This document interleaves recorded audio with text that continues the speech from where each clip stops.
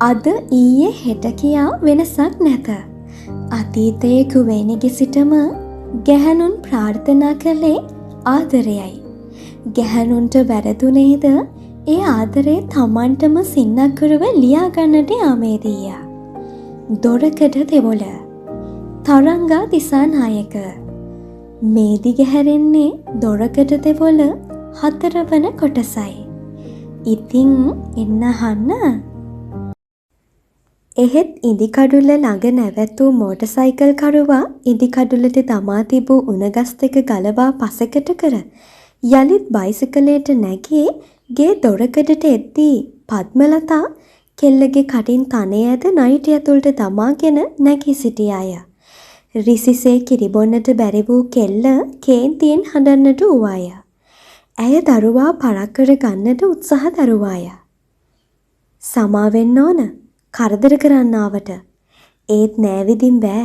මොකද නැටුම් නෝනට පොරොන්දු වෙච්ච ඒවා මට මතක් කරන්න එන්නම වුණා. ගිල්බර්ට් මුදලාලි කියා සිටියේය. මීට අවුරුදු 4කට කලින් උකසට තැබූ ඉඩමට පොලියවත් ගෙවා ගැනීමට නොහැකි වූ බව පද්මලතාට මතක් වෙයි. වියදම් වැඩිය. වෙනත් ගෑනු උදවියමෙන් පිරිමහන්න පද්මලතා දන්නේ නැත.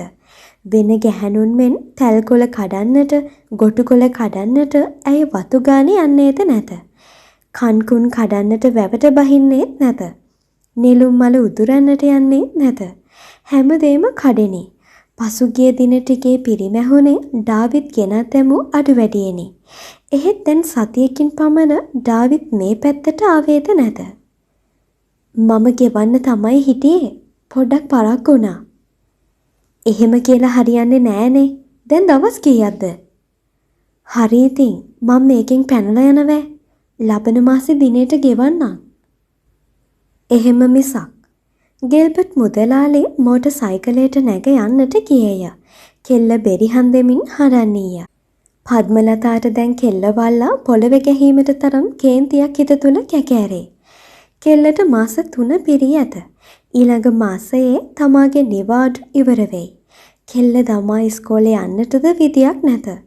උදේ වරුවට දරුවා බලා ගැනීමට කවුරුන් හෝ අඬගසා ගැනීමට හැකි වුවත් ගමේ වැඩි දෙනෙක් පද්මලතා සමග ඇයි හොඳයියක් නැත. එක අතකින් ඇයට නාමලී ගැන පුදුමද හිතෙයි. නාමලී දරු රොත්තක් හදමින් වගා කටයුතු කරමින් ඒ මදිවට තව හරක් පට්ටියක් සමගද ඔට්ටු වෙයි. ඩාවිඩ්ගේ බත්මි ගානටද කිසි දින අඩුපාඩුවක් නොකරන බව ඩාවිඩ් කියයි.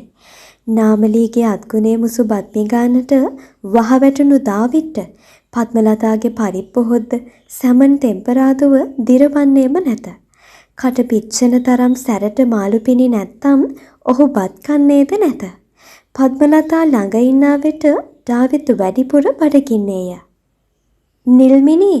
නිල්මිනි එහා වැටමායිමේ ඉන්නා තම නෑනාට දෙතුන් පිටක් කෑකැසූ පද්මලතා වැටෙන්ම දරුවා මාරු කළාය. වැටක් කීවාට එය එක දිගට හිටවා තිබූ එඬරු ගස් වේලියකි. මේකේ ටිකක් පරක් කරගනින්.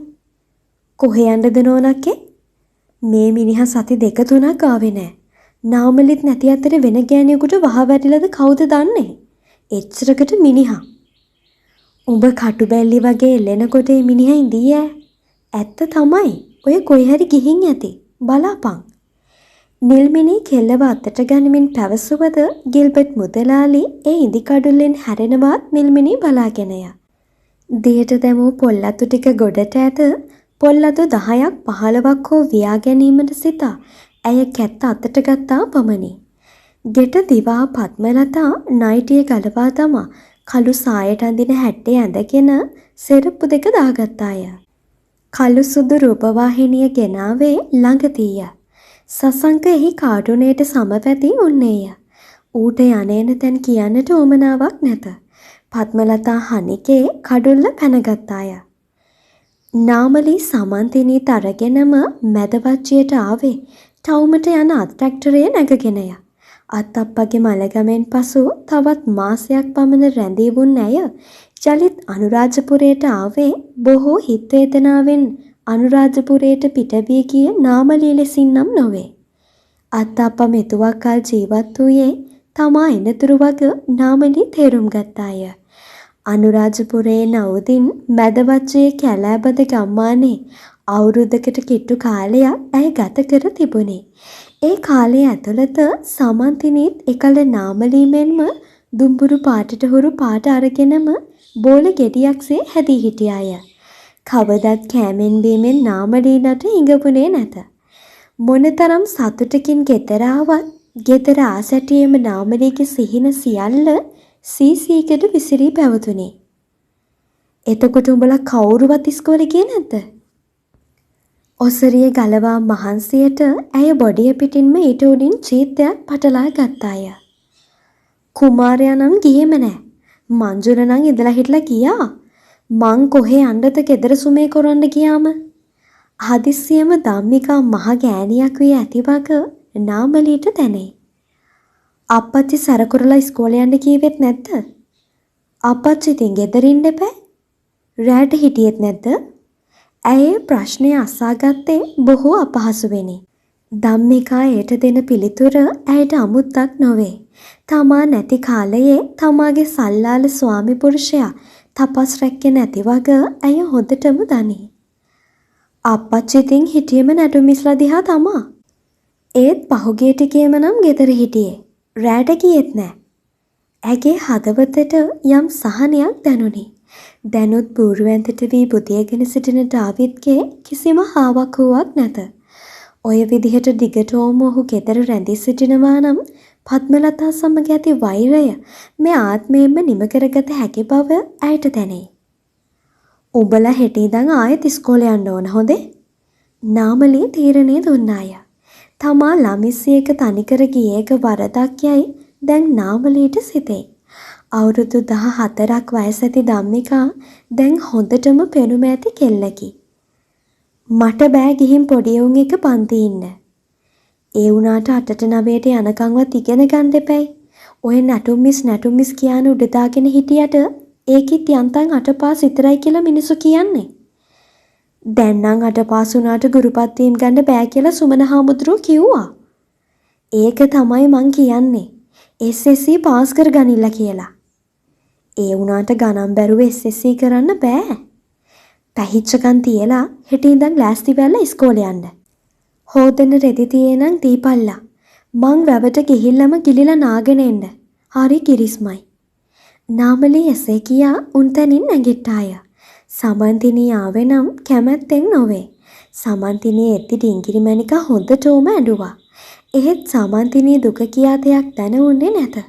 ඇය ජීවත් වූයේ ඇයම සිතින් මවාගත් වෙනමම සිහින සුන්දර ලෝකය. රෙදි පොට්ටනියක්ද බැඳගත් නාමලී වැවට යන්නට එළියට බැස්ස පමණි. ඉදි කඩුල්ලෙන් පැන අන්දරවට දිගේ ලහි ලහිය ගේ දෙසට එන පද්මලතා ඇය දුටුවාය. හිටිවනමයි නැවතුනේ පපුවේ සියුම් තිගැස්මකුත් සමගය. ධම්මිකා කෝ තම්සලගේ අප්පච්චි? නාමදේව නොදුටු පද්මලතා ගේ දොරකඩට ඇවිත් කතා කළාය. බූරු වැඳේ අඩන ඉඳකුන්ට ආවේ ගැස්සිය හැරුණාය. මේ අසනී මෙහි ඇවිත්ද? ඩාවිත් කියවුනේ ඉබේමය. දැන්ද මං අසනී වගේ පේන්නේ? පද්මලතා ගුගුරමින් ඉනට අද්දක තබා ගත්තාය. තමුන්ගෙම දරුවෙක් ඉන්නවයි කියලා තමතකුණාද? මෙතන බිම්න බැහැගෙන ඉන්නවා. සුමාන දෙහකින්වත් ආවේ නෑ. ඉන්නමද මැරිලාද බලන්නවත්. පද්මලතාගේ කෙගුරුම් හඬ අභියස නිහඬවම සිටීමට තරම් දියුණු කළ මනසක් නාමලීට තිබුණේ නැත. මේක අපේ මිනිහා පින්න බැස්ස ගෙදර නොවේ. මේක අපේ මිනිහාගේ ගෙදර. මොකටද දැන් ආවේ? කැඳගෙන යන්නද? නාමලීගේ වචන සමූහයෙන් පද්මලතා කිනිසි පහරක් කෑවාසේ කලබල වූාය. නාමලී ආපසු වෙනු ඇතැයි ඇය සිතුවේ නැත. ඇය සිතුවේ නාමලී දීගේ අතහැර ගොසින් කියාය. ගමේ පැතිරී තිබුණේද එවැනිම කතන්දරයකි. කැඳගෙන යන්න වෙනව නේන්නම් දීග කෑවේ මාත් එක්කනේ. මගේ ළමයි ඕපපාතිකයෝ නෙවෙයි බොල. නාමලී හයියෙන්ම කෑ ගැසුවාය. කවුද දන්නේ ඕපපාතිකයෝද කියලා? හරියට තමුන්ගේ මිනිහත් එක්ක බුදිය ගත්තා නම් තවත් ගෑණියෙක් ළඟට යයිද මිනිහෙක්? නාමලී එකවරම නැමී වැලි අහුරක් ගත්තාය. කුටු කුටු ගායට යමක් මිමිනූ නාමලී ඒ වැලි අහුර පද්මලතා වෙත දමා ගැසුවාය. තවත් මොහොතක්වත් එතන බලා නොසිටි පද්මලතා දුවන්නට වූවාය. අන්දර වැටස්සේ වුන් කුමාර හූ කීවේය. නාමලී අන්දර කොටුවක් කඩාගත්තේ ඔහුට තලන්නටය. තවත් හූපාරක් තැබූ කුමාර පැන දිව්වේය. ඩාවිඩ්ට නාමලීගේ මුහුණ බැලීම අපහසු වීය. සරම කඩා තතට ඇඳගත් ඩාවිඩ් උළුවස්සේ සඟවා තිබී බීඩි කොටයකුත් කනේ ගසාගෙන බයිසිකලයට නැංගේය. ඔහු යන්නේ කොහේදැයි නාමලී ඇසුවේ නැත. මහ හයියෙන් කෑගැසීමෙන් තෙහෙට්ටුවටපත් නාමලී යළිත් ගෙට ආවේ නැත. ඇය ගියේ දියගිලි නාගන්නටය. යන්න එපා අම්මේ. මේ වෙලාවට ඇතින්නක් එනවා වතුර බොන්න. අම්මා නැති කාලේ ඇතින්න ගහලා මරණයක් වුණා. හතර වටින් රෑබෝ වීගෙන ආනිසා ධම්මිකා කීවාය. අලි එලවන හැටි මන් දන්නව බොල. ඔය දැන් එලෙව්වේ කටුස්සියක්. නාමලී කිව්වේ hina වෙමින්ය. එහෙත් ඒ හිනාව හදවතින්ම නැගී අසිනාවක් නොවිය.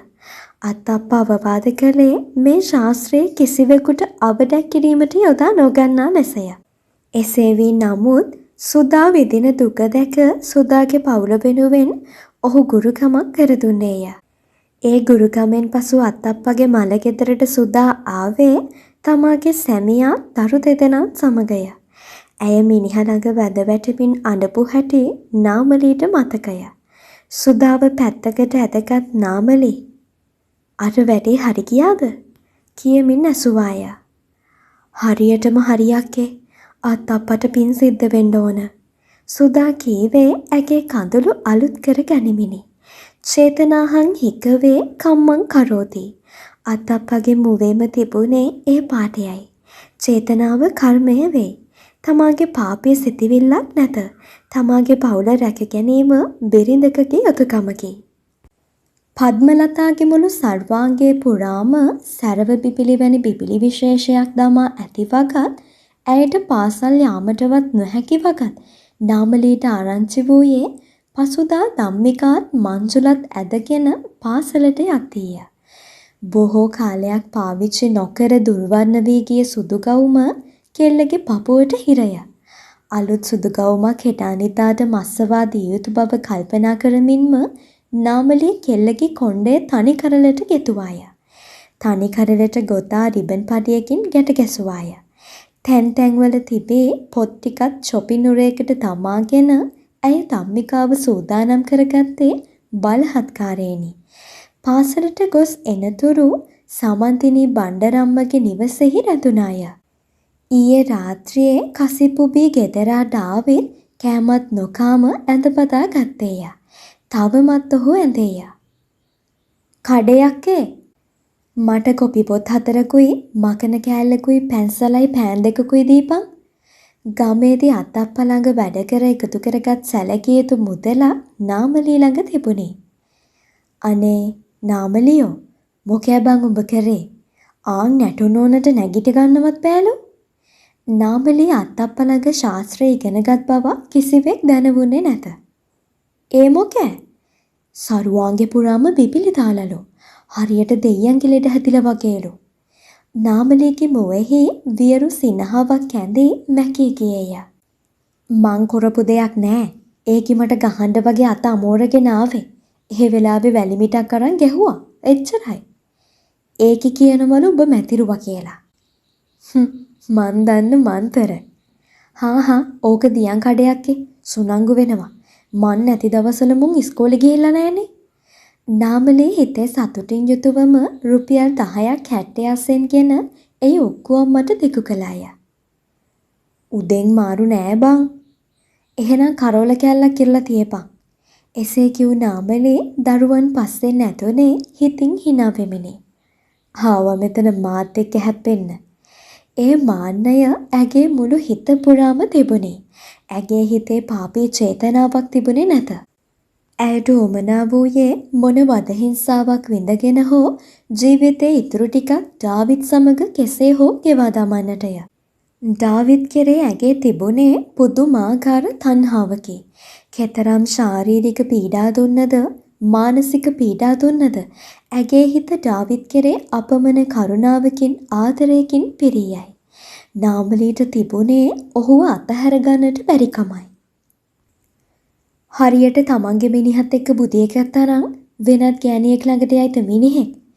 ඊයේ පద్මලතා තමාගේ පපුව සිදුරු කළ හඬ නාමලීට රැයේදීද දහස් වතාවක් ඇසෙන්නට විය. ඩාවිඩ් සමග ආදා සිට වින්ද සැපක් නැත. උයන පිහන වැඩ කටයුතු වලට දවසම ගෙවේ. හවස් යාමයම කෙලේ බුලත් පාතිවලට වතුර ඇදීමය. වැව් පිටියේ ඉන්න හරක් රංචුව දක්කාගෙන આવොත් ගාල් කරනුයේද නාමලීය.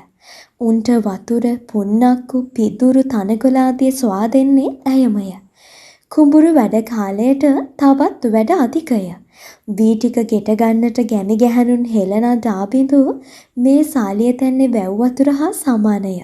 මුළු ගතම ඇතුම් කද්දී රැය සමග පැදුරට වැටෙනවා මිසක මහා බලාපොරොත්තුවක් නාමලීගේ හිතේ තිබුණේ නැත. කටගොන්නක් බීගෙන આવුත් තම සිරුර මත නැගී ඔහු අල්ලන පොරය ඇයට අපුල වූයේ ඒ තෙහෙට්ටුව නිසාමය. හැම දෙයටම වඩා නින්දෙහි අවශ්‍යතාවය නිසාය.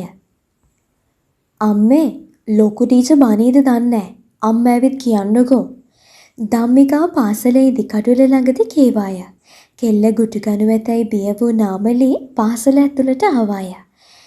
තෙන්නකෝන් ටීචර් ගමේම කෙනෙකි. නාමලී නම් කටපුරා ඇව ඇමතුවේ නෝන මහත්තයා කියමිනි. මොකද මේ කාලාන්තරයකට පස්සේ මං හිතුවේ ඉස්කෝලේ එක අතහැරලම දාලා කියලා. නාමලී බය අඩු සිනාවකින් මුව සරසා ගත්තාය. ආයෙ හැම වෙන්නේ නෑ නෝන මහත්තයා. කෙල්ල දිගටම ඉස්කෝලේ යවන්න. කොහොම හරි කෙල්ලට ගුරුපත් වීමක් ගන්නකම් ඉගෙන ගත්තොත් ඇති. ඒක කියාගනිද්දී නාමලීගේ දැසේ කඳුළු පිරී තිබුණේ. මේ වගේ ළමුන් කොහොමදවත් වැඩිදුර ඉගෙන ගන්නේ නැත. උසස් පෙළ පන්තියක් යත්තේද නැත. සාමාන්‍ය පෙළ පන්තියේ ඉන්නේද ළමුන් 4 දෙනෙකු පමණි. හරි හරි පන්තියෙන් ගිහින් වාඩි වෙන්න. කුමාර නම් ඉස්කෝලේ එන්නෙම නෑ නේද? ඒක හදන්න බෑ නෝන මහත්තයා. මුන්නේ අප්පච්චි වාගෙමයි. පద్මලතා සමග ඩාවිඩ්ගේ ඇති පළහිලව්ව ගැන තෙන්නකෝන් ටීචර්ද දැන උන්නාය.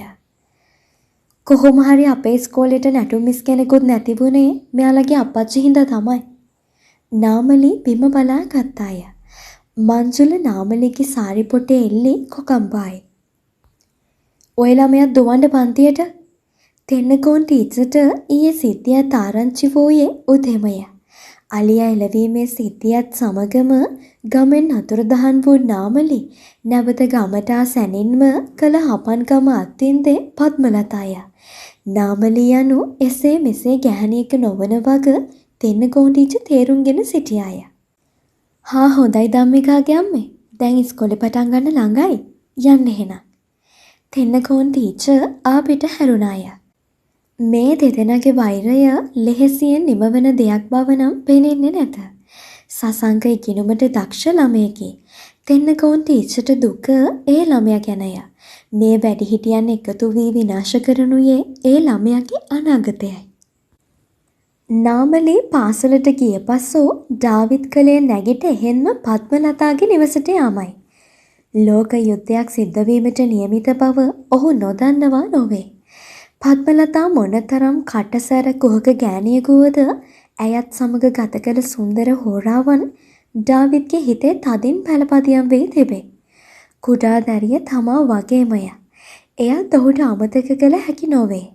පද්මලතා මොනවයින් මොනවා කරන්නේදැයි දන්නේද නැත. ඩාවිඩ් කඩුල් ඇර බයිසිකලේ ඇතුළට ගන්නා විට නිල්මනී පොඩි එකේ වඩාගෙන ඉදිරියට ආවාය. මව්කුස වෙනස් වූවා කියා ඩාවිඩ්ගේ සෙනෙහසේ වෙනසක් නැත. ඔහු කෙල්ල වඩා ගන්නට අත දිගු කරන පමාවට කෙල්ල ඩාවිඩ්ගේ ඇඟට පැන්නාය. අයියේ ගිහිල්ලා බලන්නකෝ නෝනකට වෙලා තියෙන දේ. දැන් පහත් කොළවල ගෑනුත් ඔහුට අයියේ කියයි. බණ්ඩරම්මා ජේන් අක්කා දෙදෙනාම ඩාවිඩ්ට බනින්නේ ඒ නිසාය. එහෙත් තම ලේට ජාතක වූ දරු සිඟිත්තිය ප්‍රතික්ෂේප කළ හැකිද? ඩාවිඩ් නිවස ඇතුළට යන විට උඩට දියරෙත්තක් පමණක් ඇදගත් පද්මලතා අමාරුවෙන් කෙඳිරි ගාමින් උන්නාය. එහෙත් ඇගේ දැස නම් කියාපෑවේ වෛරයයි. තමුසෙගේ ගෑණි මට මතුරලා වැලි ගැහුවා. ඕකේ මායාකාරියක්. ඕකේ මාව මරලා දාන්නත් බැරි නෑ. මං මැරුණොත් ඉතින් මේ අසරණ දරු දෙන්නට යන කලදසාව ගැන මොනේ කතාද? ඇත්තය. පද්මලතාගේ හැඩැති ඇඟ පුරාවටම සරව පිපිලි තමා ඇත. මං දන්නවා ඔය ගෑණි මට ඉන්න දෙන්නේ නෑ. මොකද මං තමුසෙව බලෙන් වත්ත ගත්තද? පහුගිය කාලෙම තමුස බින්න බහැලා උන්නේ මෙතන නෙව. මට ඉස්කෝලේ යන්නත් නෑ. මං ඇසලින් හාමනේ කරගෙන එන්නම්. එපා. පද්මලතා මහහඬින් කීවාය. ඇස්වල පත්තු වූ ද්වේෂය දැන් කඳුළු වී කඩා හැලෙයි. මං අද ඕකිට ඩාවිත් ඈත බලාගෙන කුණුහරුපයක් කීවේය. එහෙත් ඒද ගැහණියකි. මේ ගැහණු දෙදෙනාම දුක් විඳිනුයේ තමා නිසා වග ඔහුට දැනුනි. ඉස්සරහට මොනවා වේද කියන්න පුළුවන්ද? අලියලවන්න පුළුවන් ගෑණිට මට මොනවා කරන්න බැරිද? අන්න ඒකත් මතක තියාගන්නවා හොඳයි නෝනේ. එදා ජීවිතේ බේරුවේ නාමලි. එහෙම බේරලා ඒකි මාව ටික ටික මරනවා. ටික ටික මැරෙන්නේ ඒකි විඳවන විඳවිල්ලට. පද්මලතා ගස්සා ඉවත බලා ගත්තාය. මිනිහෙකුට තම කසාද පිරිතකෙන් මොන තරම් මදිපුංචකම් සිද්ධ වූවද අම්මා තාත්තා අත්හරින්නට නොහැකිවසේම කසාද පිරිඳ අත්හැරයා නොහැකිය. තමාට කවදාක හෝ සිද්ධවන්නේ තනිවන්නටය. මිනිහෙක් නිසා ඇගේ ජීවිතයට කෙදිනකවත් කලෙලියක් තිබුණේ නැති තරම්ය. ඔහොම බලාගෙන ඉඳලා හරියන්නේ නෑ. මං වෙදහාමිනේ එක්ක එන්නම්. ඩාවිත් යලිත් මිදුලට පැමිණියේය. තමා සුන්දරව රසවින්ද ඇගේ සිරුර දැන් අපවිත්‍රය. සිරුරින් දුර්ගන්ධයක්ද පිටවෙයි. නාමලීට මේ තරම් හපංකමක් කරන්නට හැකි වූයේ කෙසේද? පද්මලතා විනාශ කර දමන්නට අවශ්‍යතාවය නාමලීට තිබුණා නම් එදා තනියා පන්නා දමන්නේ නැත. ඇය බය නැතිව තනියා ඉදිරියට ගියේ කෙසේද? ඇය ඇගේ ජීවිතය ගැනවත් නොසිතා එවලෙහි සිටුවේ බේරගත යුතු ජීවිත දෙකක් ගැන නොවේද?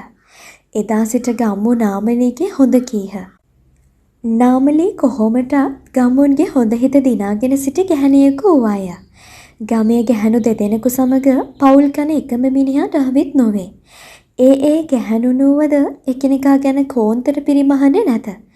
දුටු තැන නංගියේ අක්කේ කියාගෙන ලෙන්ගතුකම්පා කතා කරති.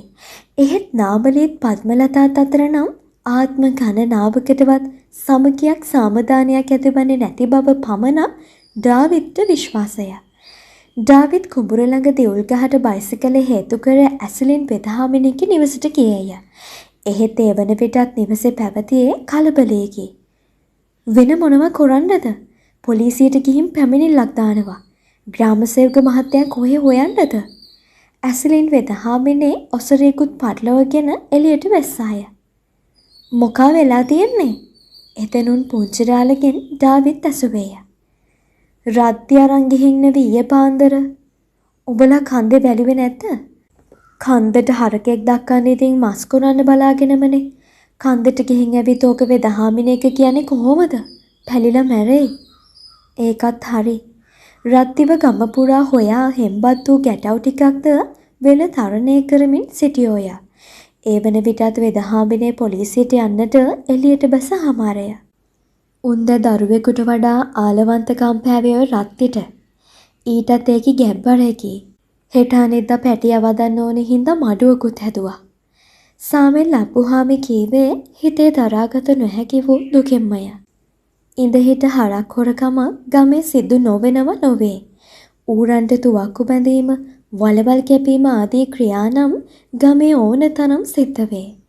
තලගොයෙකුට හාවෙකුට තියා මොගටියෙකුටවත් ඉන්නට නොදෙන මිනිසුන්ද සාලිය තැන්නෙහි වෙසෙති. ඕක හොයලා ගනිල්ලා. ඕකගේ කැවුත් එළියට අදින්න මං. ඩාවිඩ්ටා කාරණාව අමතක වේ තිබුණි. දරුවන්ව පාසලට යවා නාමලීද සාමෙල් අප්පුහාමිගේ වට්ටක්ක හේන මැදින් යමින් උන්නාය. වෙදහාමිනේගෙන් ගෙදර කලබලයක් ඇති බවත් ඔසරියක් ඇඳගත් වෙදහාමිනේ සුදු වැලි පාර දිගේ හයියෙන් ඇවිද යන හැටි නාමලී දුටුවාය. රත්ති හොරු අරන්. ඒ කලබලයේ මැද්දෙම පුංචිරාල කීවේ නාමලීටයි.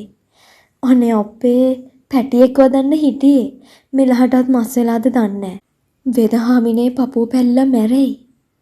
එතන වුන් මල්කාන්තිද කියාගෙන ගියාය.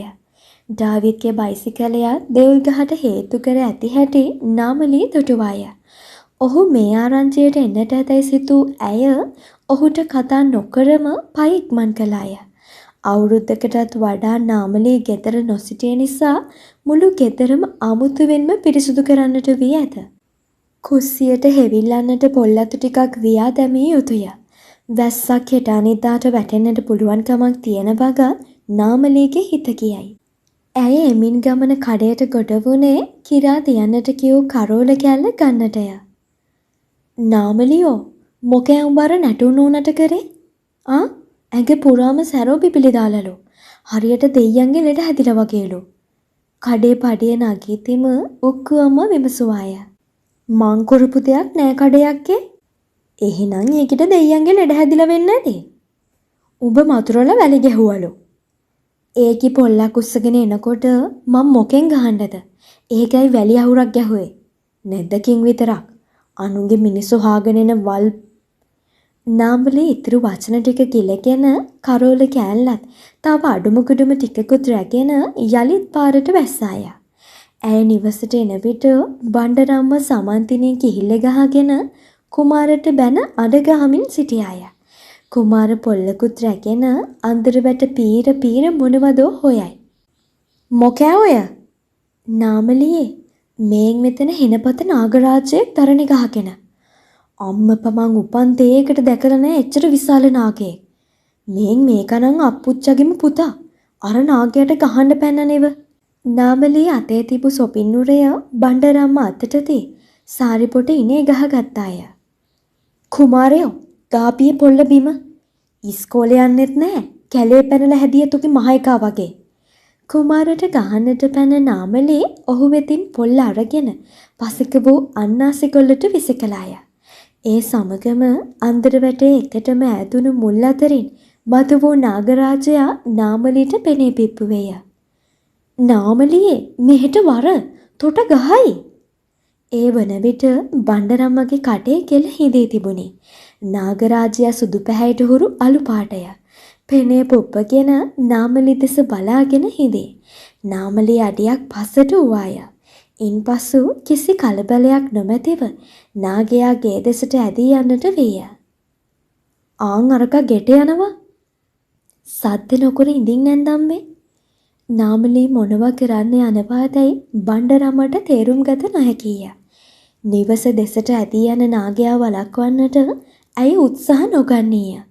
නිවසේ දොරකඩ ළඟටම ගිය නාගයා සමන් පිච්ච පඳුරු ළඟ යලිත් දරණ ගහගත්තේය. මේක නම් පුදුමයක් නාමලියෝ.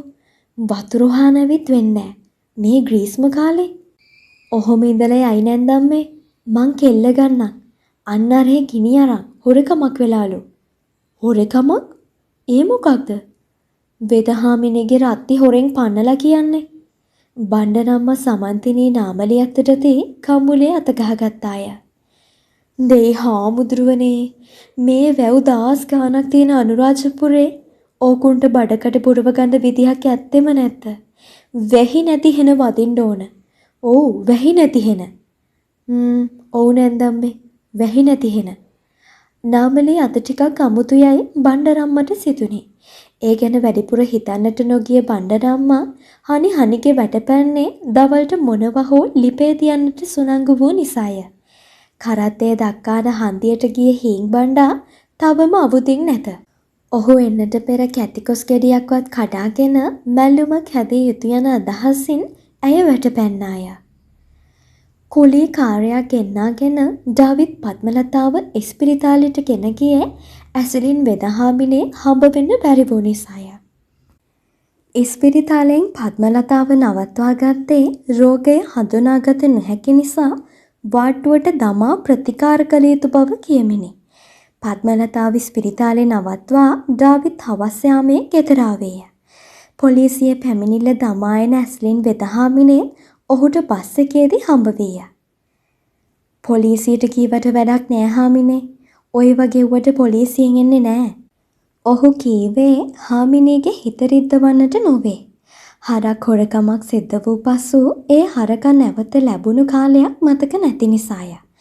කොළඹට හරක් ගෙනියන ලොරියට පැටවූ පසු ආයේ හොයාගන්නට වෙන්නේ දෙමටකට මස් කඩෙන්නියක්. මට මයේ දරුවෙක් නැති වුණා වායේ. සහ ගහන්න ඕන. හොරා ඇල්ලුවොත් ඔහුගේ බොට්ටු බඩවැල් එළියට අදින්නට ඩාවිත් හිතාගෙන උන්නේය.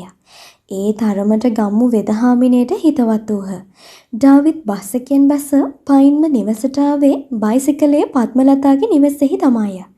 ඩාවිත් ආවත් නාමලී ඔහුට ආවතේව කිරීමට නොගියාය. පුරුදු ලෙසින් බත් පිඟාන මේසේ මත මැටි කෝප්පයකින් වසා තිබුණි. කාමරේ තුල සිටින ධම්මිකා කවියක් පාඩම් කරනු ඇසෙයි. වෙනද නම් මේ වෙලාවට ධම්මිකාට කුස්සියේ හෝ වත්තේ වැටය. අන්නර ගෑණි ස්පිරිතාලේ අරන් ගියා. ඇඟ පුරාම සැරෝ ගෙඩි දාලා. වතුර ජෝකුව මෙසේ මතින් තබන්නට ආන අමලේට ඇහෙන්නට ඔහු කීවේ නොකියාම බැරි හින්දාය. වෙන මොකවත් නෙවෙයි. පුංචිගේ තාම කිරිබොනවනේ. අනතුරුව ඔහු කීවේ බය අඩු හඬකිනේ. අවුරුද්දක් පුරාම අත්තප්ප ළඟ හිඳ ඇය නිකන් හිටියා වන්නට බැරි නැත. එහෙත් නාමලේගේ කිසිම ශබ්දයක් නැත.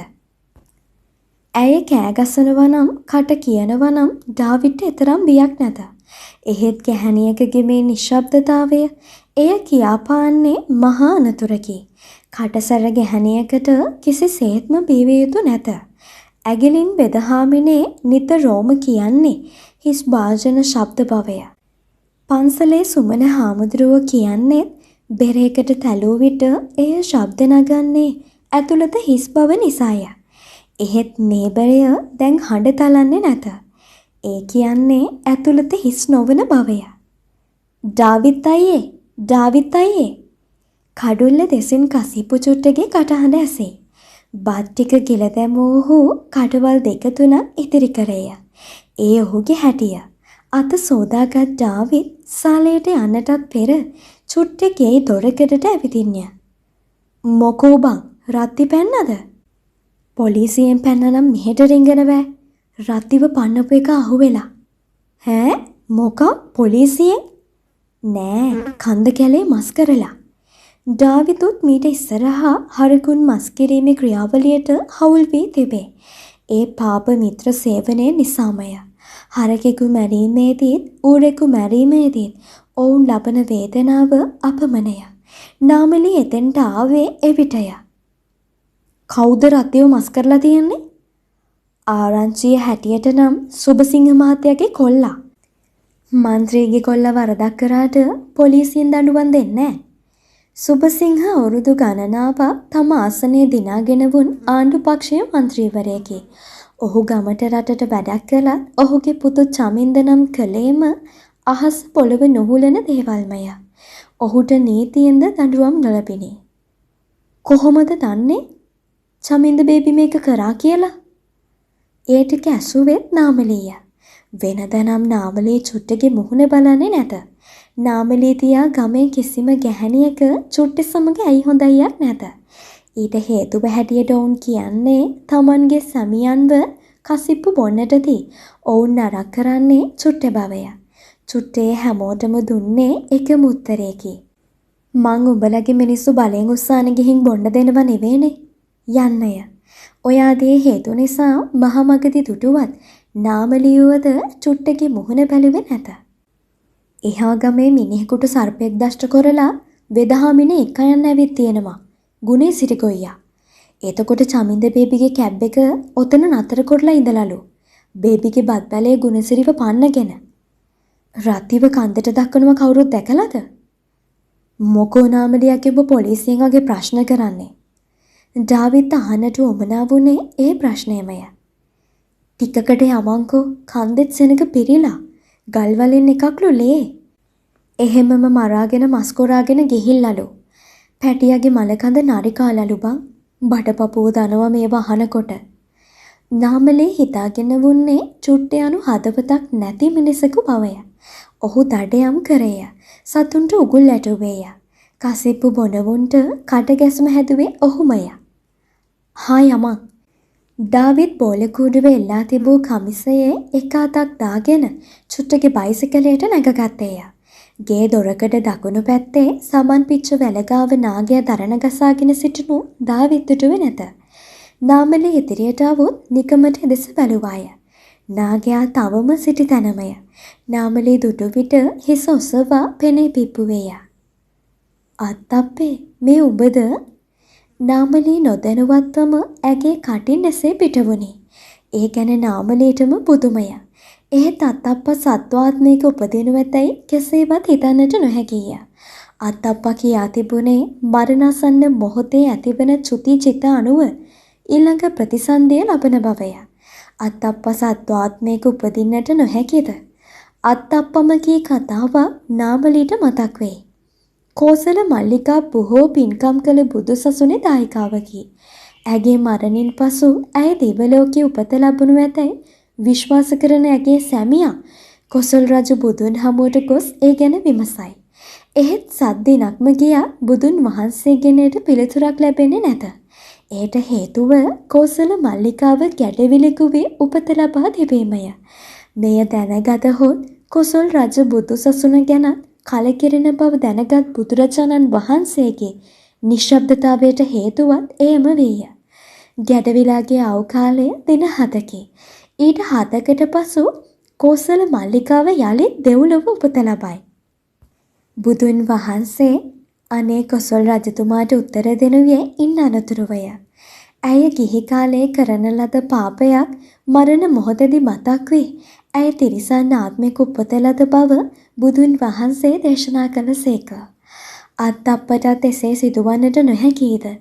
ඊටම හොඳ මිනිසෙකු වුවත් ජීවත්ව සිටින කාලය තුලදී තමන්ගේ පැවැත්ම වෙනුවෙනුත් අනුන්ගේ පැවැත්ම වෙනුවෙනුත් යම් යම් අකුසල් අකමැත්තෙන් හෝ කරන්නට සිදුවන බව පවසා තිබුණේද අත්තප්පය. යම් නරකක් සිදුවනු බල එය පෙර කර්මයක් යයි සිතා හිත හදාගෙන ඉන්නට ජුවානි සපුට නොහැකි විය. සුදාගේ ප්‍රශ්නයට අත්තප්පා පිහිට වූ හැටි නාමලීට මතක් වෙයි. අත්තප්පගේ මිනිය ළඟ සුදා බෙරිහන් දිදී හැඬූ හැටි නාමලීට මතක් වෙයි.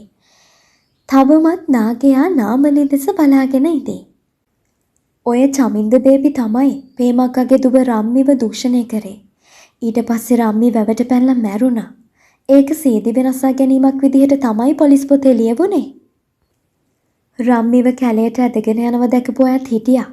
එකෙක්වත් කට අරින්නේ නැහැ චමින්ද බේබිට විරුද්ධව. වහා ගෙට ගිය නාමලී බුදුපහන පත්තු කරන තැනින් පහන අතට ගත්තාය. තෙල් ටිකක් පුරවා පහන පත්තු කළ ඇය අනතුරුව කට්ට කුමංජල් දුම ඇල්ලුවාය. යලිත් ගෙට ගිය ඇය පුටුවක් තියා නැග අල්මාරිය උඩ තිබූ බෑගය බිම දැමුවාය. ඇය මදවච්චියෙන් එන විට රැගෙන දෑවැත එහි තිබුණි. අත්තප්පා පනමෙන් සුරකි පුස්කොළ පොතක් අතටගත් නාමලී වේගයෙන් එහි පිටු පෙරලන්නට වූවාය. එක තැනක නතර වූ ඇය පහන සමන් පිච්ච පැදුරේම අතුපතට රඳවා පුස්කොළ පොත බලාගෙනම මන්තරයක් ජප කරන්නට වූවාය. නාගයා එලෙසින්ම බලා සිටියා මිසක එතනින් ඉවත් වීමටවත් නාමලීට නපුරක් කිරීමටවත් හැදුවේ නැත. මන්ත්‍රය නියමිත වාර ගණන ජප කරන්නට ඇයට හෝරාවක් පමණ ගත වීය. ඒ වන තුරුම පහන නිවුරේ නැත. නාගයා එතනින් ඉවත් වූයේත් නැත. මේ නම් අත්තප්පම තමයි. නාමලී හිතුවාය. හතර වටින් අඳුර වැටීගෙන එද්දී ජේන් හති දාගෙන මෙන් දුවගෙන ආවේ නාමලීගේ නිවසටය. නාමලී උන්නේ පුංචි උන්ට කන්නට ඉදියාප තඹමිනි. හැමදාම හොදී බතුයි දෙනවට වඩා ඉදියාප ටිකක් තම්බා තිබ්බට මැල්ලුමක් හදා තක්කාලි හොද්දකුත් හැදුව ඇය ඒවා දරුවන්ගේ පිඟානවලට බෙදමින් උන්නාය. නාමලියේ කෝඩ ආවිතා? පිළිකන්නේ දොරෙන් ගෙට ඇතුළු වූ ජෙයින් හදි අරින්නට වීය. ඔන්න ඔය හවහින්ම ගියේ චුට්ටෙත් එක්ක කසිප් බොණ්ඩ කන්දර යන්න ඇති. අන්න අර චමින්ද බේබි නිර්වස්ත්‍රයෙන් ගම වටේ දුවනවලු. මිනිස්සු ගල් ගහනවලු. ගෑනු බය වෙලා දුවනවලු. නෑ බොරු. නාමලීගේ මුහුණේ සමච්චල් සිනහවක් ඇඳී තිබුණේ. ඒ ගමන උඹත් මනමාලකමට hina වෙනවද? ඔබ දැක්කද නිර්වස්ත්‍රයෙන් දුවනවා? මට කඩයක්ක දුවගෙන ඇවිත් කිව්වේ. ඔය ඩිංගට කඩෙත් වහලා දුවගෙන ආවද ඕක බලන්න. යකෝ ඔබට ගානක් නැති හැටි. මං කියන්න ආවේ ඕක ඔය කොහේ හරි අකුලකට රිංග ගනි. ධම්මිකා පරිස්සම් කරලා තියහන්. එළියට බහින්න දෙන්න එපා. වයස හොඳ නෑ. අනේ ඒකේ කාමරයට වෙලා පාඩම් කරනවා. මම මේ මුවන් පැලස්ස අහන්න කියලා ලෑස්ති වුණේ. ඉතින් මොකේ අපි කරන්නේ? රත්ති මස්කොටලා තියෙන ඕකලුනේ. ඇත්ත තමයි. ඕකට වැහි නැති හින වදින්න ඕන කියලා පේම දේවාලිකානේ පොල් ගැහුවා. ඔහෙ පත්තු වෙලා තියෙන ඒවා තමයි. මං යනවා. ජේන් නැවතත් කුස්සියේ මැටි පිලෙන් පහළට බැස්සාය. අහසේ කකුණු පහර පාවෙමින් තිබුණේ. බොහෝ කාලයකට පසු රජ රටට ගලන්නට වැහි වසින්නට අරාදින බව නාමලී තේරුම් ගත්තාය. ඇය ඇඳගෙන සිටි චීත්තේ අත පිහදමා කාමරයට එවී බැලුවාය. කාමරයට දොරක් තිබුණේ නැත. දොර රෙද්ද දමා තිබුණේ නාමලේගේ පරණ සාරියකිනේ. ධම්මිකා අල්මාරියේ කැඩපතට විරිත්තමින් සිටී. ජේන්නක කිව්වේ ධම්මිකා පරිස්සම් කරගනින් කියාය. ඇත්තය. කෙල්ල හොඳට උස මහතය. පාඩම් කරලා ඉවර නම් කාලා කුස්සියස් කරලා නිදාගනි. ඔතන මනමාලකම් කරන්න නැතිව. කවුද මනමාලකම් කරේ? මගේ මූණේ කුරුලෑවක් එනවා. අම්මා තෙල් කෑම හදනවා වැඩිද කොහෙද? කෑමවල නෙමේ බං. ඔබට තෙලේ වැඩි දැන්. නාමලී එසේ කියමින් ගේ එලිපත්ත මතට ආවාය. පහන් දැල් නිවි ගොස් ඇත. නාගයා සමන් පිච්ච වැදුරයට ඉන්නවාතයි නාමලී විපරම් කරාය. මං මේ සාත්තරයේ පිහිටියා හෙන. අත්තප්පේ උඹ බුදුන් දැක නිවන් දකින්න ඕනේ. උඹ කීවා වගේ මං මේ සාත්තරේ යොදාගෙන ගන්නේ කාට හරි පිහිටක් වෙන්න විතරයි. ඕකයි ස්ත්‍රී දූෂකයා. හොරා අපිට මේ ගෑනු ළමයෙක් බේරගන්න බෑ. ඒකගෙන්. ඌගේ අප්පගේ දේශපාලනේ බලේ. දැන් ඉතින් ආයෙනම් මේ පැත්ත පලාතෙවත් පස්පා ගන්නේ නෑ. නාමලීගේ සිතවිලි අතරේ සැරිසරමින් සිටිද්දී මොරගෙඩි මෙන් වැහි බිඳු ඇද වැටෙන්නට වීය. ධම්මිකාත් මංජුලත් පාසල් ගොසිනි. උදෑසනම හරකුන් රැළ වැව් පිටියට දැක්වූ නාමලී ගෙදරෙමින් සිටියාය. ඇගේ චීත්තයේ දෙතනතෙක් මඩය. මඩ පිටින්ම ඇය වව් පිටියෙන් කඩාගත් කංකුම් මිටියක් එක අතකින්ද අනෙක් අතින් නෙළුම් දඬු කීපයක්ද රැගෙනෙමින් සිටියාය. කොළඹ නෝනලා කියන්නේ දවසම විසී කියාය. නාමලියව දැනගත්තේ රජරට සේවය ඇසීමෙනි. කමල් දේශප්‍රිය, ජෝතිපාල තෙබුවන, ප්‍රේම කීර්තිද අල්විස් හැමදාම නාමලීගේ ගෙට හැමදාමෙනි අහලුවන් වැනිය. ඊට අමතරව රේඩියෝව ජරබර ගෑවද ඇය වෙළඳ සේවය මෙන්ම ස්වදේශීය සේවයද අහන්නීය. රාත්‍රියට ගල්ලැහැ පැදුරක් අතුල්පතක් පෙට්ටියක් වියද්දී පාළුවට රේඩියෝ බැසීම නාමලේගේ සිරිතය. ස්වර්ණශ්‍රී බණ්ඩාරයන්ගේ පිලේ පැදුරැයි නොවරදීම අහන වැඩසටහනකි. ඒ හැම විටම ඇයට අත්තප්ප මතක් වෙයි. ඒ මතක මම් පෙතේ හිතේ සිතිවිලි සමග මුසු වෙමින් තියෙද්දිම ඇය දුටුවේ මහා පුදුම දෙයකි. ඒ පද්මලතා ඇතුළු තරුණු ගැටවරෙන් දෙතුන් දෙනෙකු තම වත්ත සුද්ධ කරමින් සිටින හැටිය. තමාගේ වත්ත සුද්ධ පවිත්‍ර කරන්නට පද්මලතාට ඇති අයිතිය කුමක්ද? උඹලා මොනවද ඔතන කරන්නේ? ඇය ඇසුවේ එක අතක තිබී නෙළුම් තටු මිටි අතින් අතට මාරු කරමිනි. ගැටවරෙන් කිසිවෙකු ඒට උත්තර දුන්නේ නැත. කන් ඇහෙන්නේ නැද්ද උඹලට? මං ඇහුවේ උඹලා අපේ වත්තේ මොනවද කරන්න කියලා. ඇයි ඇස් පේන්නේ නැද්ද? ඉඩම සුද්ධ කරනවා. පද්මලතා අහංකාර උත්තරයක් දුන්නා. පේනවා. ඇසුත් පේනවා. ඊට වඩා දුරත් මට පේනවා. නවත්ත පියව් ඕක. තොපිට ලියලා දීලා නෑනේ මේ ඉඩම. උරුමෙට ආවද තොපි? අතේ තිබින එළුම් දඬු මිටියක් කන්කුන් මිටියක් බිම දැමූ නාමලි වැටමාර පොල්ලක් කඩාගත්තාය. නවත්ත පියව් ඕක. නවත්තන්න එපා. මම ග්‍රාමසේවක මහත්තයා ළඟ ලියලමයි ආවේ. අපි සුද්ධ කරන්නේ අපේ කෑල්ල. නාමලීගේ පපුව ගැහෙන්නට ගත්තේය. පද්මලතා තම සැමියා ගෙටවද්ද ගත්තත් ඇයට මේවයි නීතිමය අයිතියක් තියෙන විදිහක් නැත. ඒ වන විටත් බණ්ඩරම්මා, ජේන්, හීන් බණ්ඩා, පුංචිරාල ඇතුළු ගම්මුන් කීප දෙනෙක් එතනට වට වී උන්හ. තොපේ කෑලි කොහෙද මෙහෙ? නාමලී යටිගෙරියෙන් කෑ ගැසුවාය. මේක අපේ කෑල්ල තමයි. මන් දැනගෙන හිටියා හොස්ස කඩාගෙන එල්ලීගෙන එයි කියලා. ඒ හින්දා මං ඔප්පුවේ ෆොටෝකොපියක් අරගෙනම යාවේ. නාමලේට තවත් දාඩිය දමන්නට වේය. පපුව වේගෙන් ගැහෙන්නට ගත්තේය. පද්මලතා ඇවිත් තිබුණේ අත්බෑගයකුත් රගෙනය. ඇය ඒ අරින පමාවට නාමලී පොල්ල බිම දමා ගෙට තිව්වාය. ඩාවිත් උන්නේ බූරු වැඳෙහි නිදාගෙනය. මොකකින් හෝ ගස්සා මේ මිනිහා මේ ඇඳේම මරා දමන්නට නාමලීට සිතුනේ. ඒ සිතිවිල්ලෙන්ම කුස්සියට ගිය ඇය මන්න කැත්ත අතට ගත්තාය. මාව නැති කරා. මං හැමදේම ඉවසුවා. හැමදාම ඉවසුවා. ඒ තුඹ මාව බෙරව ගෑන ඉස්සරහා පාච්චල් කෙරුවා. ඇයි මන්තරයක් මුමුණන්නාසේ මුවනමින් කැත්ත ඔසවද්දිම පිටුපසින් ආ ජේන් පැන නාමලී අල්ලා ගත්තා. ඊයේ කසිප්පු වඩේකින් සප්පායම් වී ඇඳට වැටුණු ඩාවිත් උන්නේ මරණින්දේය.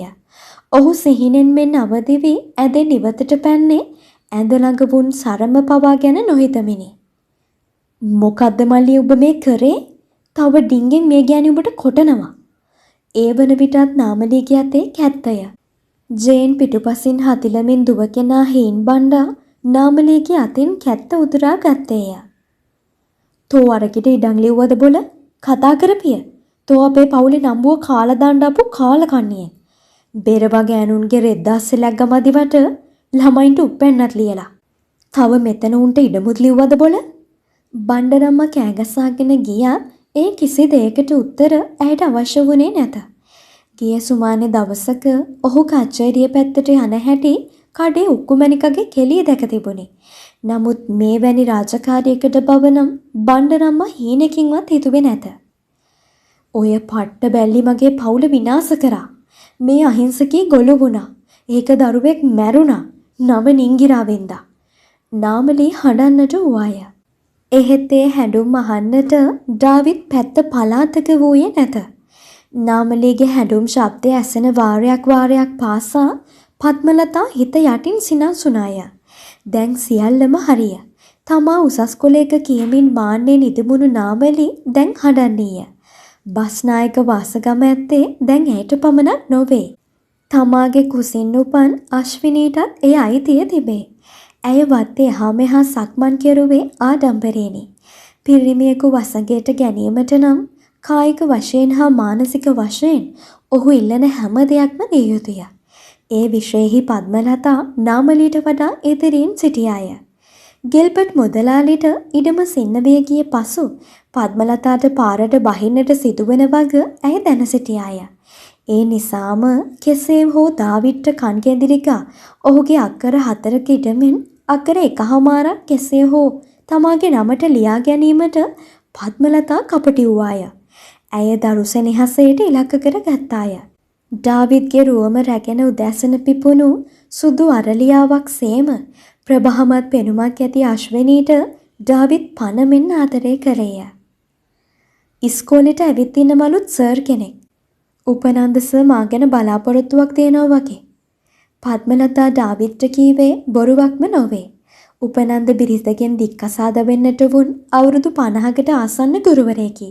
ඔහු දේශපාලන මාරුවක් මත දුෂ්කර සේවයට පැමිණ සිටියේය. ළමයින්ට නැටුම් පුරුදු කරමින් විදුලියක්සේ රඟන පද්මලතාගේ සිහින් අඟපසඟ වරක් උපනන්ද බලාගෙන සිටියේය. නෙදකින් නාකියාගේ මනමාලකම පද්මලතා හිතින් මිමිනුවාය. නෝන්ජලේකුගේ පෙනුමය. කොණ්ඩේ පැත්තකට පීරා තිබුණත් හිස කෙස්වලට වඩා පෙනුනේ තට්ටය. ඇවිදින විට උස වැඩිකම නිසාදෝ තරමක් කුදු ගැහි. ඒ අතින් උගත්කමක් නැතත් වරක දාමරයෙකුසේ හැසිරුණත් ඩාවිඩ් මොනතරම් කඩවසම් මිනිහෙක්දයි ඇය සිතුවාය.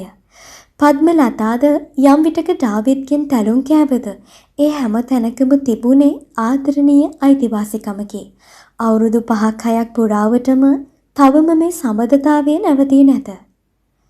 මේ ඉඩමත් සින්න වෙලා ගියාට පස්සේ මං කොහේ යන්නද? උපනන්ද සර් අඬ ගැහුවොත් මං දරු දෙන්නත් අරගෙන යනවා. උපනන්ද සර්ලගේ ගම් පළාත කොළඹ. කොළඹ ගියාම මෙහෙ වගේ නෙවෙයි. නැටුම් පන්දි කරලා 10 ගණක් සල්ලි හොයන්න පුළුවන්ලු. ඊටු ටික කියන්නට නොදී ඩාවිඩ් පද්මලතාගේ කනට පහරක් ඇසුවේය. මගේ දරුවා තියලා තෝ යන තැනක පළ. එසේ කිව් ඩාවිඩ් එදා පද්මලතාගේ නිවසින් එළියට වැස්සේය. ගිල්බර්ට් මුදලාලි ඉන්නට අවසර දී තිබුණේ තවත් 3 මාසයක් පමණි. කවුරුන් හෝ මිනිහෙකුගේ ඇඟේ එල්ලෙනවට වඩා පද්මලතාදත් වෙනත් කාර්යයක්ද නොවිය. එහෙත් හඳහනේ දෝෂයකට කසාද හරි ගියේ නැත. සෝමපාලද අකාලේ මිය ගියේය. ඩාවිත් එදා පද්මලතාගේ නිවසින් එළියට බැස්සේ කේන්තියෙන් හා කලකිරීමෙන් යුතුවය. ඊටත් සති දෙකකට පසු පද්මලතාගේ නමට ඉඩම් අක්කර 1මාරක් ලියව ඔප්පුව ගෙනවිත් දුන්නේ ඩාවිත්ය. හැබැයි එකක් උඹ ඕක විකුණ ගත්තට මට කමක් නෑ නෝනේ. ඔතන පදිංචි වෙන්න එහෙම ගිහින් අර ගෑණිගේ ඔළුව කනවා හිම නෙවෙයි. ඩාවිත්ගේ සිතේ තවමත් ප්‍රබල ආලයක් පවතින්නේ නාමලී කෙරේ වග පද්මලතා දන්නීය. ඒ ඊර්ෂ්‍යාවක් වේ හදවත තුළ මහත් කලබගෑනියක් ඇති කරන වගද පද්මලතා දන්නීය. එහෙත් ඩාවිත් කෙරේ ඇතිවන ආසාව අනුරාගයේ උපනන්දවන් මිනිහෙකු කෙරේවත් සෝමපාල කෙරේවත් ඇති වුණේ නැත. ඇය උපනන්දගේ කතන්දරය මතු කළේ තුරුම්පුවක් වශයෙනි. එයම මිස උපනන්ද කෙරේ අල්ප මාත්‍රයක් තරම්වත් වූ ඇල්මකින් නොවේ. ඒ සිතිවිල්ල සමග ඩාවිත් එළියට බැස්සේ කෝපාවිෂ්ඨ වූ හිතින්ය. පද්මලතා කොහෙන්දෝ සොයාගත් ඉලන්දාරි 2-3 ලවා ඉඩම සුද්ධ කරවමින් සිටින්නීය. නවත්තපියෝක ඩාවිත් කෑගැසුවේය. හිතේ තරහට කුණුහරුපයක්ද කියවිනි. නවත්තන්නේ නෑ.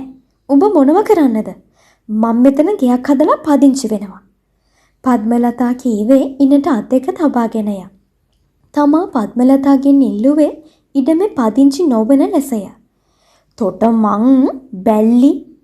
ඔහු පද්මලතාට අත උස්සන්නට හදන විට ගැටවරයන් 3-4 දෙනා එකතු වී කරේ ඩාවිත්ව බිම දාගෙන හුට පහර දීමයි. හීම් බණ්ඩ පැමිණ අරගලේ නැවැත්තුවත් ඩාවිත්ට දැනුනේ දැඩි ලැජ්ජාවකි. තමාට නාමලීගේ මූණ බැලීමට නොහැකි වග ඩාවිත්ට දැනිනේ. අර වෙලාවේ නාමලී මන්න කැත්තෙන් කොටා තමා මරා දැමුවා නම් හොඳයයි. ඔහු 100,000 වාරයක් සිතුනි. කොල්ලන්ගෙන් ගුටි කෑ අමාරුවත් සමගම ඩාවිත් කුණුහරුප වරුසාවක් වස්සමින් කන්ද පැත්තට ගියේය. එහෙත් පද්මලතා ඉඩම සුද්ධ කිරිල නම් නැවැත්තුවේ නැත. නාමලී මන්තර ඇති පුස්කොළ පොත අතට ගත්තේ කේන්තියෙන් යුතුවය. පද්මලතා මේ දඟලන්නේ නාමලී තුල ඇති බලය නොදැනය. ඉඳහිට දත් කැක්කුමකට බඩේ රුජාවකට මතුරා ගැනීමට ගම්මුන් නාමලී ළඟට පැමිණියහ. එසේම සර්ප විෂකට ඇස්වහකට පා දෝෂවලට නාමලී ළඟට ඇවිත් මතුරා ගැනීමට ගම්මුන් මෙන්ම පිට ගම්වල මිනිස්සුද ආහ.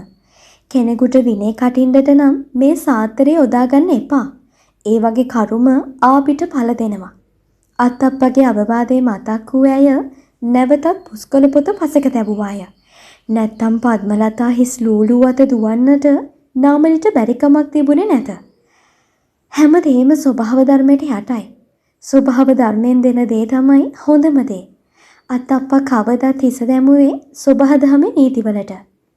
කමක් නෑ ඉවසනවා. නාමලී හිතාගත්තාය. රැය පුරාම නාමලීගේ ඇහැ පියවුණේම නැත. සිය දිවි නසා ගැනීමට තරම්ම බලවත් වූ පරාජිත වේදනාවක් ඇයගේ හිත පුරාම සක්මන් කරන්නට විය. සැමියාගේ තැලුම් පෙලුම් ඇයට සුළු දෙයකි. ඒ වේදනාවල් කවදාවත් ඇගේ හිතට දැනුනේ නැත. ඇයට ඉඩකඩම් ගැන තණ්හාවකුත් නැත. කෙතරම් ඉඩකඩම් තිබුණත් ගමේ කිසිවෙකු ඒවායින් ලකයට ජීවත් වුණෙත් නැත. උයාගෙන පිහාගෙන තියෙන දෙයක් කාවී කුඹුරේ හේන් වැඩක් බලාගත්ත මිසක කිසිවෙකුට පෙනෙන්නට ජීවත් වෙන්නට ගමේ කිසිවෙකුට අවශ්‍ය වුණේ නැත. නාමලීට ඉඩකඩම් ගැන කිසිම වූ තණ්හාවක් නැත. මේ වේදනාව ඩාවිත් විසින් ඉඩම් කොටසක් පද්මලතාට දුන්නාට නොවේ. පපු කැවුත්ත හරහා කොඹි කනවසේ මේ වේදනාව දැනනුයේ ඩාවිත් විසින් සිය ලෝකයෙන් කොටසක් පද්මලතාට පිරිවෙනමුවාටය. අද ඊයේ හෙට කියා වෙනසක් නැත. අතීතයේ කුවේණියගේ සිටම ගැහණුන් ප්‍රාර්ථනා කළේ ආදරයයි. ගැහණුන්ට වැරදුනේද ඒ ආදරේ Tamanටම සින්නක් කරව ලියා ගන්නට යාමේදීය. බණ්ඩරම්මගේ රතු කරමලා තුන්වෙනි වරට ඇඬළු වෙయ్య. එහෙත් නිදි පැදුරෙන් නැගිට ගන්නට තරම්වත් හිතේ ප්‍රාණයක් නාමලී තුල තිබුණේ නැත. ධම්මිකා පාන්දර අවදිව සිංහල පොතේ කවි පාඩම් කරමින් සිටියාය. අනේ ලොකු දුවේ හාල් ටිකක් ලිපේ තියලා සම්බෝලයක් හදලා ගනි. ඔබලට කාලේ යන්න. මට නැගිට ගන්න වාරු නෑ. ධම්මිකාට අම්මා ගැන අපමණ වේදනාවක් දැනේ. අප්පච්චි නැටුම්මිස් සමගද පවුල් කන වග දැන් ධම්මිකා දනී. අප්පච්චි නැටුම්මිස්ට ලංවන්නට අම්මා විඳින වේදනාව උග්‍ර වෙයි. අම්මා වේදනාව විඳින්නට දරුවන් වෛර බැඳගත්තේ අප්පච්චිත් එක්කය. කාමරයෙන් එළියට ආ ධම්මිකා බූරුවැඳ දෙස බැලුවාය. බූරුවැඳ හිස්ය. මේ බූරුවැඳ හිස්ව තියෙන දවස් අපමණය. ඒට හේතුව දැන් ධම්මිකා දන්නේය. කුස්සියට ආ ධම්මිකා කුස්සියේ ලාම්පුව දල්වා හාල් ටිකක් නැඹිලියට දාගත්තාය. ජේන් ඇන්දලගේ කිටීට මාන බලන තඩි සුදු පූසගේ අඳෝනාවත් ඇසෙයි. ගහලයි ලෝපං මහ මූසලයි. නාමලියට එකවරම කියවිනි. බලලුන් මොරදෙන තැන්වල මහසූන් දිෂ්ටිය තියෙනවයයි නාමලී කතාවට අසා තිබේ. ඒත් සමග ඇයට අත්තප්ප සිහිවිය. බුදුදහමේ කියලා තියෙන්නේ බොලල්ලා හැම තිස්සෙම Taman උපමා කරගෙන අනුන්ගේ දිහා බලන්න කියලා. ඒ අත්තප්ප නිතර කියන කතාවක්. එහෙත් මෙතුවක් කාලයකට ඒ ගැන හිතන්නට නාමලිගේ හිතේ ස්පාසුවක් තිබුණේ නැත. රතිඤ්ඤයක් නැද්ද? ධම්මිකාගේ හඬ ඇසුණි. තොට අමු කැවිලද? උන් සත්තු. මෙන්න මෙහෙට වරෙන්. නාමලී කෑ ගැසුවේ නිදි පැතුරින් නැගිටෙමිනි. අම්මට පිස්සුද මන්දා. ධම්මිකාට කියවුනි. උන් එලවා දමන්නට කිව්වෙත් අම්මාය. බලලුන් කෑ ගහනකොට මූසලයි කියලා කියනවා තමයි. ඒත් අපේ මූසලකම් වලට ඒ අසරණ සත්තු මොනව කරන්නද? සබහාධර්මී හැටි. නාමලී Tamanටම කියාගත්තාය. එහෙත් ඇගේ හිතට මහ අමුත්තක් දැනේ. ඩාවිඩ් ගෙදර නැති හැම රැයකම ඇයට පාළුවක් දැනේ. එහෙත් අද දැනෙන අමුත්ත ඊට වඩා වෙනස් එකකි. මේ සැරේ නියඟේ නිසාම කුඹුරු වස්වැන්න පාළුවේ කියේය. පුංචි එවුන්වත් සූදානම් කරගෙන අත් ට්‍රැක්ටරේ නැගී රැයක් බෝධීනාංශේ වැදීමට යා යුතුයයි නාමලී සිතුවේ කාලයකට පසුවය. ජයශ්‍රීමා බෝධීන් වහන්සේ රුවන්වැලි සෑයත් වැඳ පුදාගත් පසු හිතේ කරදර සියල්ලම ඉවත් වෙන බව නාමලී විශ්වාස කරාය. අද හිතට වද දෙන හැම කරදරයක්ම පසු කාලයකදී ඊටම සාමාන්‍ය මතකයක් පමණක් වන බැව් ඇය ටිකෙන් ටික තේරුම් ගත්තාය. ඒ නිසා අද හිතට එබෙන කරදරය උපේක්ෂාවෙන් ඉවසිය යුතුය. ළමයින් පාසලට ගිය පසු කුමාර වත්තේ සක්මන් කරමින් සිටියේය. කරඬඩුස් මහත් වී දැලි රැවුට පෑදෙමින් ඔහු තුරුණු වියට අවතීර්ණ වෙමින් සිටී. මේ පළහිලව් දරුවන් විසින් තේරුම් ගත්තාට ඔවුන්ගේ මුහුණු බලන්නේ කෙසේදැයි නාමලීට සිතෙයි.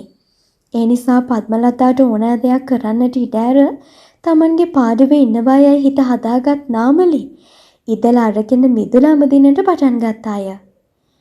නාමලී අක්කේ ඈත සිට දුවගෙන එන්නේ චුට්ටේය. දුවගෙන එන හැටියට නම් මොකක්දෝ කලබලයක් බව පෙනේ. මෙලහකට මේ මිනිහා හිතේ අමාරුවට කනමදය වගේ බීලා ඇති. ඇයි යකෝ අපි අපේ හිතේ අමාරු වලට බීවා නම් උඹලට ලිං පිටින් පෙරන්න වෙයි. නාමලී එසේ කියමින්ම ඉදල වෙරළු ගහට හේතු කළාය. නාමලී අක්කේ මොකෑ බං? නාමලී අක්කේ යකෝ මං නාමලී තමයි. කෝ අපේ මිනිහා? කන්දේ එන්න බැරි තරම් වැටිලාද? ඔය වෙරි හිඳිච්ච වෙලාවක එන්නේ නැත. මම මොකටද ඔයාට කලබල වෙන්නේ? අපේ අත්තප්පා කියනවා වගේ හැමදේම හිතින් අල්ලගෙන හින්දානේ තණ්හාසේ අතෑරියම ඉවරයි. ඒ කියන්නේ ඔබ ඩාවිත් අයියා අතාරින්න හිත හදාගෙනද ඉන්නේ? එහෙමනම් මට ලේසි මේක කියන්න. උඹ ඒකව අතෑරියා කියලාම හිතාගනි. ඌ ආයේ එන්නේ නැහැ. මල්ලියේ නාමලී කවදාවත් චුට්ටට මල්ලිය කියා කතා කර නැත. එහෙත් නාමලීගේ හදවත වේගයෙන් සැලෙන්නට ගත්තේය. කන්දේ පළුගහේ ඩාවිත් අයියා එල්ලිලා. දෙයියනේ මගේ මිනිහා. නාමලී සිහිසුන්ව බිම ඇද වැටෙත්තේ ඒ දුක්මුසු රාවය සාලිය තැන්නේ වැව මැත්තෙන් ගලා ගියේ සුළඟ සමග හාදවී කන්ද පුරාම දෝංකාර නැති වී ගියේය. ආත්ම ගණනාවකට ආදරේ පතාගෙන આવුත් නොතිබුණත් සැමියාගෙන් ලද සැපතක් නොමැති වුණත් ඔහුගේ සෙවණයට ලැබුණු ජීවිතයට ඇයි ලෝභී වූවාය. ප්‍රාණවත් සිරුර නිසර කරවන්නට තරම් ඒ ආරංචිය අසුභ වූයේ එලෙසය. දොරකඩ දෙවල 4 වෙනි කොටස ඉවර වෙනකම්ම අහගෙන ඉඳපුවල හැමෝටම ගොඩාක් ස්තුතියි. දොරකඩ දෙවල ඊළඟ කොටසත් ඉක්මනට අරගෙන එනකම් අපේ channel එකත් එක්ක එකතු වෙලා ඉන්න. වීඩියෝ එක ආපු ගමන් දැනගන්න අපිව subscribe කරලා bell icon එකත් click කරලා තියාගන්න. ඔයාලගේ අදහස් කමෙන්ට් කරන්නත් අමතක කරන්න එපා. ගිහින් එන්න. ඔයාලා හැමෝටම සුබ දවසක්.